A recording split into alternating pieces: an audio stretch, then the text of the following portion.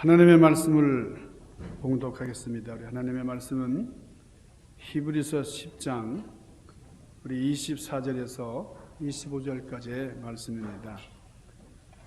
서로 돌아보아 사랑과 선행을 격려하며 모이기를 패하는 어떤 사람들의 습관과 같이 하지 말고 오직 권하여 그날이 가까움을 볼수록 더욱 그리하자.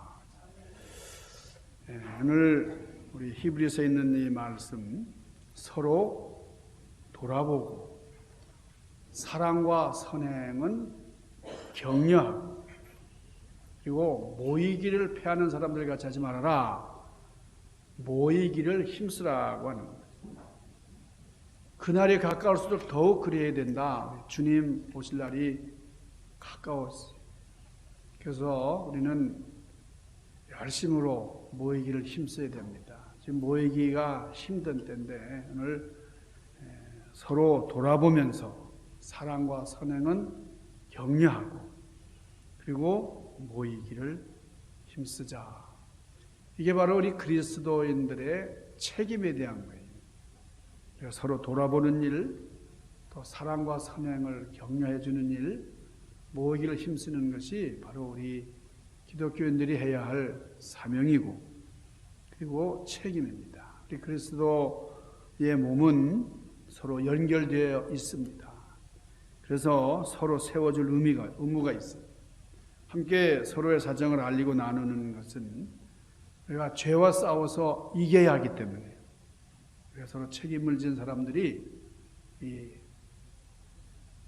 승리하려고 서로 격려하고 책망하고 함께 기뻐하고 함께 우는 이런 공동체의 의식을 가지고 우리가 참 책임적인 그런 사역을 잘 감당을 해야 됩니다. 옛날 로마의 한 도시였던 폼페이, 여러분 잘 알죠? 이 폼페이. 화산이 터지는 바람에 이 도시 전체가 그냥 멸망을 당했습니다. 베시우스 화산이죠. 그 화산이 터져가지고 도시가 아주 잿더미가 되고 말았는데 그 후에 여러 사람들에 의해서 유물들이 발굴됐는데요. 그게 화석으로 나타나는데 그 화석, 여러 모양의 화석 중에 이런 화석이 있다는 거예요. 어떤 군인이 성문을 지키다가 많은 사람들이 그 성문을 통해서 도망을 갔습니다. 그런데 이 군인은 성문을 지키는 책임을 감당하기 위해서 그 뜨거운 화산에서 쏟아지는 그 용암 그것을 그냥 맞으면서도 꿋꿋이 서서 그 성문을 지키는 그런 화석이 있습니다. 얼마나 책임감이 투철한지를 우리가 알 수가 있죠. 올해 벌써 9월하고도 둘째 주일입니다. 이제 남은 시간들, 세월이 얼마나 빠른지 말이죠. 이제 올해도 얼마 남지 않았어요. 상반기가 다 지나고 말았어요. 이제 우리 남은 시간들 책임을 느끼고 사명을 깨닫고 충성해서 주님으로부터 칭찬받는 그런 성도님들이 되시기를 주님의 이름으로 축원합니다. 여러분의 감리교는 우리가 소속된 우리 교회가 소속된 교단이에요. 우리들이 신앙생활을 하고 있는 교단의 명칭입니다. 우리 한국 감리교회에서는 이 영어의 메도디스트를 한문으로 번역하는 것을 한글로 풀어서 사용을 하고 있죠. 이게 메도디스트, 이게 감리교회예요. 감리교.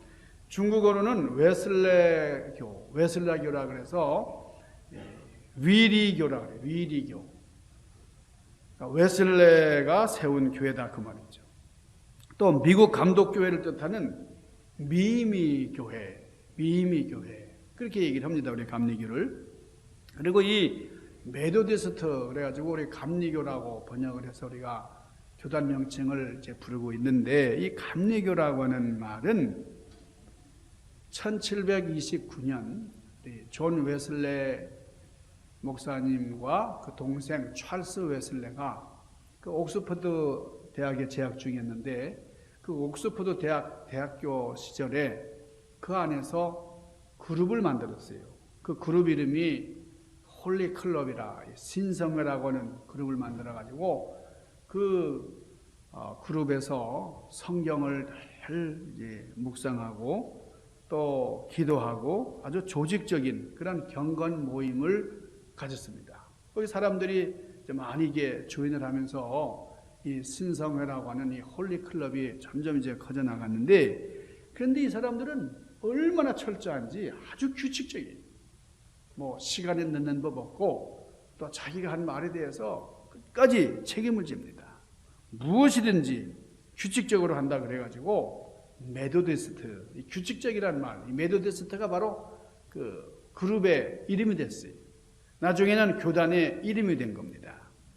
이 감리교에 대한 고찰이라고 하는 이 존 웨슬리 목사님의 그 설교가 있는데, 그 설교문에 보면은 존 웨슬리 목사님이 염려하는 그런 내용이 있어요. 미래의 감리교에 대해서 아주 걱정을 하는 글을 남겼어요. 거기서 이 웨슬리 목사님이 뭐라고 썼는고 하니, 나는 감리교인이라고 불리우는 사람들이 유럽이나 미국에서 사라지는 것을 염려하지 않는다. 내가 염려하는 것은 우리 감리교가 책임감 없는 종파, 책임감 없는 교단으로 남는 것이다. 그랬어요. 그래서 처음에 시작할 때 우리 감리교가 얼마나 뜨거웠는지 몰라요. 아주 성령을 갈구하고 열심으로 기도하고 그리고 전도 훈련을 철저히 했습니다. 그러니까 이런 것들이 나중에 시간이 지나면서 점점 희석될까 봐, 점점 사라지게 될 것을 웨슬리 목사님이 걱정을 한 거예요. 앞으로 미래에도 지금 우리가 움직이는 것처럼 이렇게 열심으로 기도 생활하고 전도하고 또 말씀을 연구하고 상고하면서 이렇게 뜨겁게 가야 이게 감리교인데, 시간이 갈수록 점점 희미해지는 거예요. 이 감리교 정신이 쇠퇴해질 것을 걱정이 됐어요. 그래서 우리가 조금이라도 경각심을 풀어버리면, 훈련을 소홀히 하거나 또 책임의식을 못 느낀다고 하면 우리 감리교의 미래는 암울하다 그랬어요. 이 교단을 창립한 웨슬리 목사님이 그 창립한 지 얼마 안 돼서 이런 염려를 했는데 말이에요. 예를 우리 주변을 돌아보면은 우리 웨슬리 목사님이 실행했던 교리나 제도 같은 것, 또 영혼 구원과 사회 구원에 대한 열정, 또 선교적인 그런 운동, 사회 번역, 불타는 열정, 여러분 이런 것들을 우리가 찾아보기가 참 어려운 시대가 됐어요. 여러분 교회는 이 미국의 뿌리입니다. 이 청교도 정신, 우리 미국이 건국이 돼가지고 우리 사회 전반에 이 기독교 정신이 자리를 잡았어요. 미국에 정착한 청교도들이 아주 근면, 전략, 정직 이런 덕목을 제시하면서 이 미국의 경건운동에 기초한 그런 나라를 세웠어요. 그런데 여러분 오늘날 어떻습니까? 이 교회의 존재라는 게 참 신뢰를 잃고 말이에요. 외면당하는 교회, 비판받는 교회.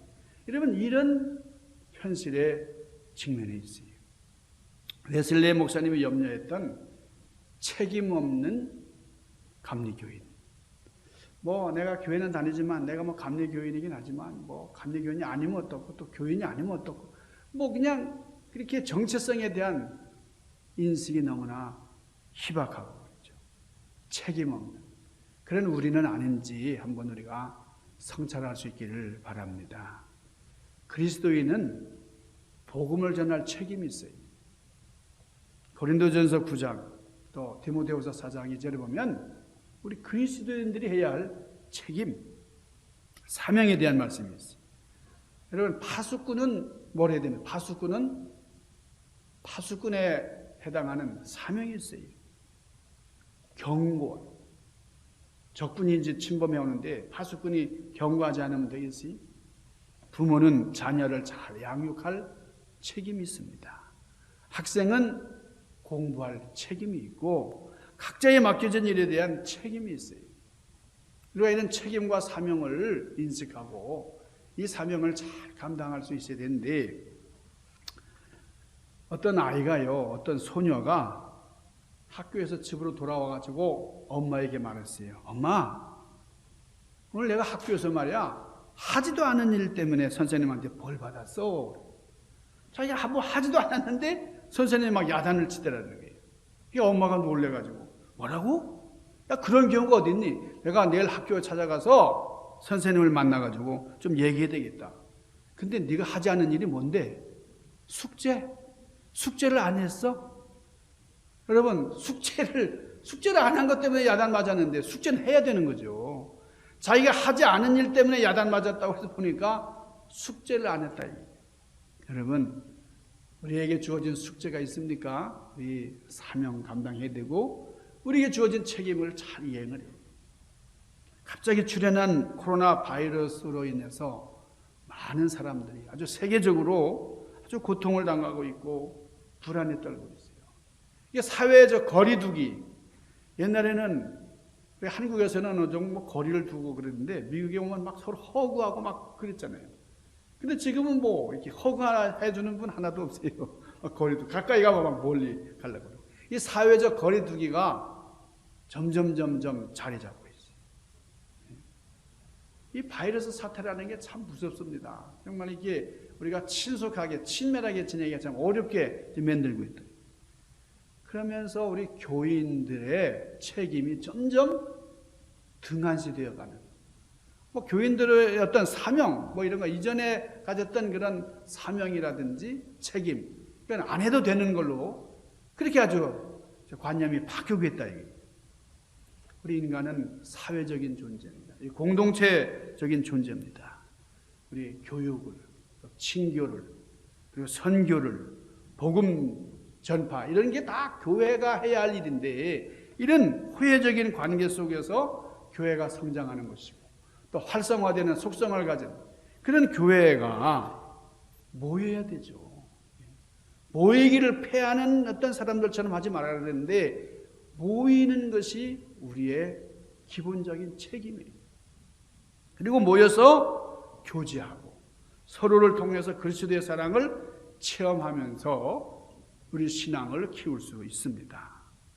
주님께서 뭐라고 말씀하셨어요? 말세에 정말로 믿는 자를 보겠느냐 그런 말씀하셨잖아요. 주님께서도 마지막 때를 생각하면서 걱정하신 거죠. 말세에 정말로 진실로 믿는 자를 보겠느냐.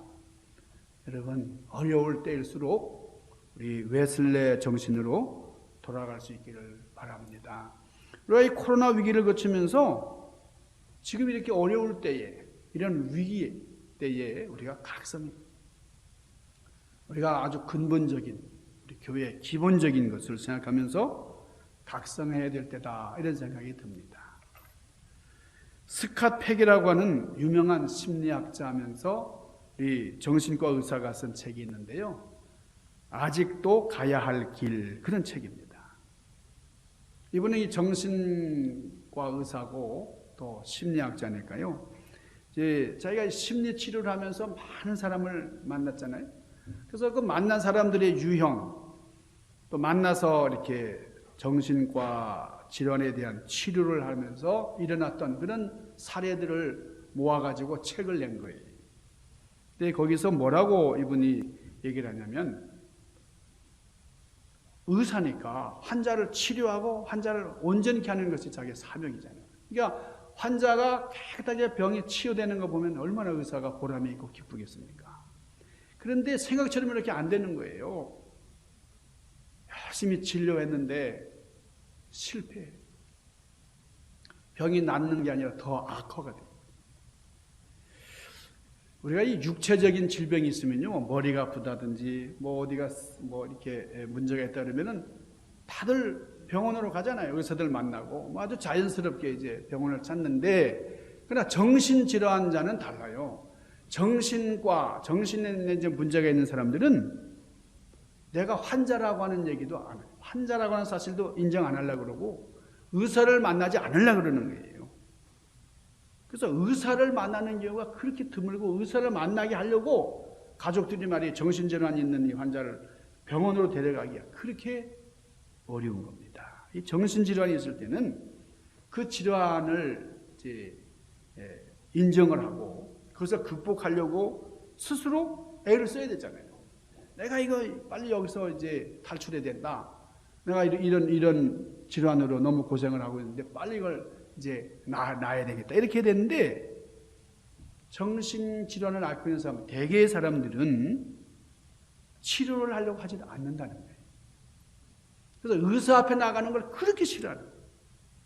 일단 의사 앞에 나가기만 하면 병원에 이제 내담을 하게 되면 그때는 치료의 길이 열리는데 내가 정신과 환자고 정신질환이 있어서 내가 의사를 만나고 있다. 이런 생각을 하지 않으려고 그래요. 의사를 만나면 그렇게 치료가 빠르고 회복이 속히 이루어지는데 말이죠. 그래서 이 스캇백 박사는 정신과 치료를 받으러 오는 그런 환자들, 그런 사람들은 너무나 훌륭한 사람들이다. 그 책에서 그렇게 썼어요. 그러니까 일단 병원에 찾아오는 환자들, 그런 사람들은 이게 정신적으로, 심리적으로, 영적으로 아주 급히 성장할 가능성이 있는 사람들이다. 그렇게 얘기를 했어요. 그러니까 내 몸에 대해서 내가 스스로 책임을 질 줄 아는 그런 인식이 그렇게 중요하다는 거예요. 정신질환자만이 아니라 하나님께서 믿음의 자녀인 우리들에게 원하시는 것이 바로 책임지는 사람. 특별히 영적으로 성장을 해서 하나님과 함께 책임을 맡는 그런 사람을 하나님께서는 원하신다. 이 박사님은 그런 얘기를 이제 덧붙였어요. 여러분, 인간이 된다는 것은 책임적인 존재가 되는 것이다. 이게 서양 격언입니다. 우리 인간이 된다는 것은 뭐라고요? 책임적인 존재가 된다는 거다. 그러니까 제일 한심한 인간이 뭐냐? 책임질 줄 모르는 인간이에요. 아무리 이제 회사에서 이제 사람을 뽑을 때 뭐 인물이 잘나고 뭐 가문이 좋고 말이에요. 뭐 그래도 책임이 없으면 안 뽑습니다. 책임감이 투철한 사람을 뽑습니다. 목사에게 추천서를 쓰러 오는 사람들이 이제 가끔 있습니다. 이 미국에서는 목사가 쓰는 추천서를 아주 존중해요. 아주 의미 있게 받아들이. 대학 입학 원서라든지 뭐 회사에 추천을 할 때에 이 목사의 그 추천서가 필요한 경우가 있습니다. 그런데 추천서를 쓸 때에 이 사람은 공부를 참 잘하는 사람, 아주 유능한 분입니다. 능력이 있습니다. 공부도 잘하고 다 좋습니다. 그 친지라든지 뭐 이렇게 교우 관계도 너무나 좋고 아주 훌륭합니다. 이렇게 써놓고 맨 마지막에다가 그런데 이 사람은 책임감은 없습니다. 그럼 이렇게 쓰면 어떻게 되겠어요?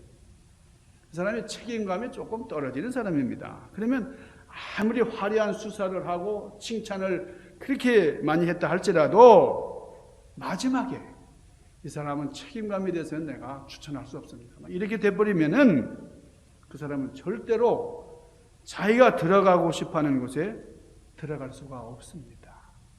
왜 책임이라는 것이 얼마나 중요한지 몰라요. 책임이라는 말을 사전에서 찾아보면은 맡아서 해야 할 임무나 의무라고 합니다. 한문으로 보면은 꾸짖을 책, 책만 간다고 할 때 이게 책, 이 책, 그리고 맡길 임자예요.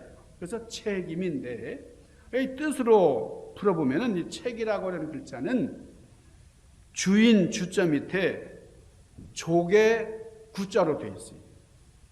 그러니까 갚아야 할 돈, 이 조개라는 이 조개라고 하는 한자는 이 조개 옛날에 화폐였거든요. 조개가 바로 돈입니다. 그러니까 이 갚아야 할 돈을 책임진다는 뜻이에요. 흔히 돈의 주인 노릇한다는 뜻입니다. 보통 사람들은 돈의 노예가 돼서 살아요. 돈이 최고인 줄 아는데, 그런데 내가 돈을 초월해서 살 수 있다.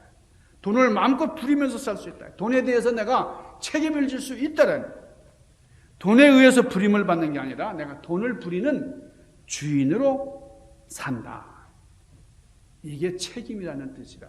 원래 책임이라는 말이 거기서 나왔다는 거예요. 그러니까 돈 거래가 분명하지 못하고 어떤 돈을 이렇게 거래해 보면은 그 사람을 알 수 있다 그러잖아요. 그러니까 돈 거래가 투명하지 못하면 그 사람이 뭐 다른 거 다 그렇게 잘하고 그래도 그 사람은 무책임한 사람이다. 네, 그런 겁니다. 자, 영어로 이 책임이라고 하는 말, 여러분 너무나 잘 아시잖아요. responsibility라고 하는 말. 이 반응이라고 하는 response하고 이 ability, 능력이라고 하는 이 두 단어가 합성이 돼가지고 responsibility, 이 책임이라는 말이 이제 나온 거죠. 어떤 명령이나 임무가 주어지면은 거기에 대한 반응을 하는 거예요. 내가 임무를 맡았을 때에 어떤 사람은 즉각, 우리 이희성 우리 지휘자님이 저한테 이메일을 보냈는데 맨 밑에 충성 그랬어요. 내가 깜짝 놀랐어요. 야, 역시 다르다. 여러분, 즉각적으로 어떤 뭐 임무가 주어질 때 충성 이렇게 하는 사람도 있고요. 그냥 마지 못해서 하는 사람도 있고. 여러분, 우리 인간이 무슨 문제가 있을 때 거기에 어떻게 반응하느냐, 이게 그렇게 중요한 겁니다. 인간이 짐승과 다른 점이 뭐 여러 있죠. 뭐 인간이 많이 말을 한다든지, 인간이 뭐 손을 가지고 뭐 도구를 만들어다든지, 뭐 사회적인 어떤 존재라든지, 뭐 이렇게 짐승하고 구별된 일들이 너무나 많지만은 특별히 인간은 책임적인 존재라는 거예요. 책임적인 존재. 우리는 다른 것 다 잘해도 책임이 없어요. 무책임해. 이거는 문제가 큽니다. 하나님께서 우리 인간들에게 책임을 지어주셨어요. 그 책임을 우리는 자유의지라고 하는 거예요. 여러분이 자유의지를 가진 존재예요. 그러니까 하나님의 뜻을 받들 수도 있고 거역할 수도 있습니다. 그래서 우리 하나님 앞에서 우리는 책임을 져야 됩니다. 내가 한 행위에 대해서 책임을 져야 돼요. 그러니까 상대로 지음을 받았다라고 하는 말은 인간이 하나님 앞에서 책임적인 존재로 선다, 그런 뜻이죠. 자, 하나님께서 맨 처음에 아담과 하와를 만드셨습니다. 만드시고 인간에게 주신 게 뭐예요? 그게 책임이에요. 맨 처음에 우리 인간을 만드시고 에덴 동산을 잘 관리해라, 그래 책임을 주신 거예요. 두 번째는 그 동산 가운데다가 나무를 심어놨는데 그 나무는 선과 악을 구별하는 열매가 있는 그런 나무다. 그런데 너희들은 절대 먹으면 안 된다. 그걸 먹으면 죽는다. 그게 무슨 말이냐면 우주 만물은 다 하나님으로부터 지음을 받았다는 거예요. 우주 만물의 주인이신 하나님, 창조주 하나님은 우리 모든 피조물들이 그것을 깨닫게 하기 위해서 엄한 명령을 내리신 겁니다. 이 두 가지 책임을 아담과 하와에게 주었는데 이 두 사람이 그 책임을 감당하지를 못했어요. 그래서 에덴 동산에서 쫓겨나고 실라곤 했어요. 우리 인간은 하나님 앞에서 무한히 책임을 지는 존재로 지음을 받았음에도 불구하고 우리 마음속에 죄의 속성이 있어요. 여러분, 죄라는 게 뭐예요? 책임을 회피하는 게 죄입니다. 그러니까 책임을 자꾸 회피하고 도망가려고 해요.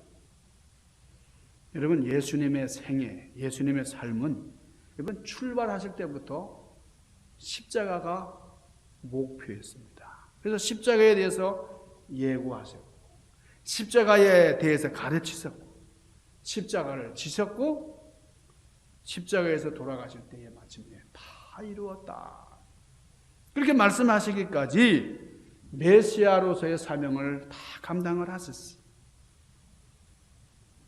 그런데 여러분, 3년을 우리 예수님과 함께 동고동락했다는 제자들은 어떻습니까? 예수님께서 십자가에서 말씀하시는 아주 근심을 해요. 아, 왜 저런 말씀하시나? 좀 더 좋은 말씀도 많으신데. 예? 그리고 주님께서 십자가에 달려 돌아가실 때 다 흩어져 버렸어요. 도망가고 말았어요. 왜 그렇습니까? 제자로서의 책임의식이 없습니다. 우리 예수님께서는 이 땅에 오신 그 목적을 분명히 아주 책임적인 그런 삶을 사셨는데 제자들은 책임의식이 없어요.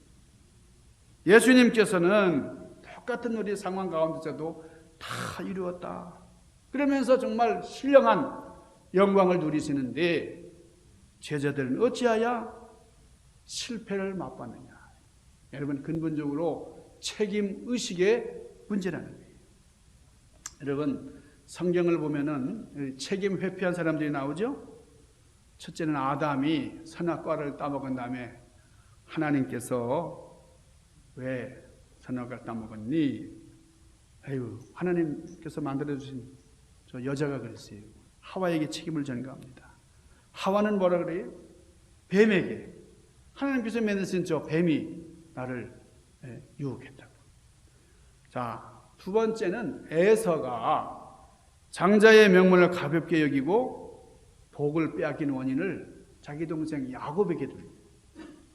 그리고 아버지께 하소해 납니다.